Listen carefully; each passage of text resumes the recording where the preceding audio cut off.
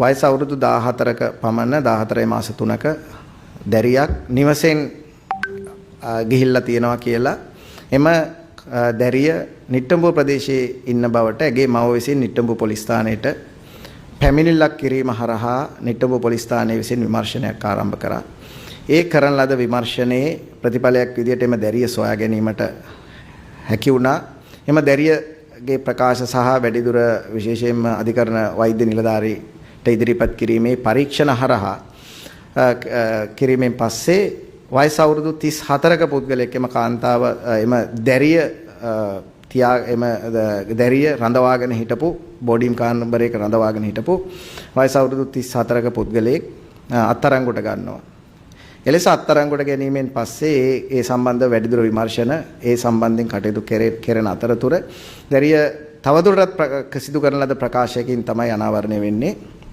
තව පුද්ගලයන් දෙදෙනෙක් අතින් මෙම දැරිය දූෂණයට ලක් වෙලා තියෙනවා කියලා. එලෙස දූෂණයට ලක් වී තිබීම සම්බන්ධයෙන් එතනදී අනාවරණය වෙනවා දඹුල්ල ප්‍රදේශයේ එක තරුණයෙක් අතින් අවස්ථා කිහිපයකදී. ඊට අමතරව අනුරාධපුර අටමස්ථානාධිපති හිමි අතින් අවස්ථා කිහිපයකදී දූෂණය වූ බව එහිදී ප්‍රකාශ කිරීමක් කෙරෙනවා. ඉන් පස්සේ මේ සම්බන්ධයෙන් විමර්ශන ආරම්භ කරන්නේ මෙහිදී පොලිස්පතිතුමා විසින් මෙම විමර්ශන දෙකත් නිට්ටඹුව පොලිස් ස්ථානයේ මගින්ම සිදු කිරීම සඳහා නියෝග ලබා දෙනවා. අපරාධ නඩු විධාන සංග්‍රහය 125 වගන්තිය ප්‍රකාරව ඒ අනුව නිට්ටඹුව පොලිස් ස්ථානයේ මගින් මෙම විමර්ශන කටයුතු ආරම්භ කරනවා.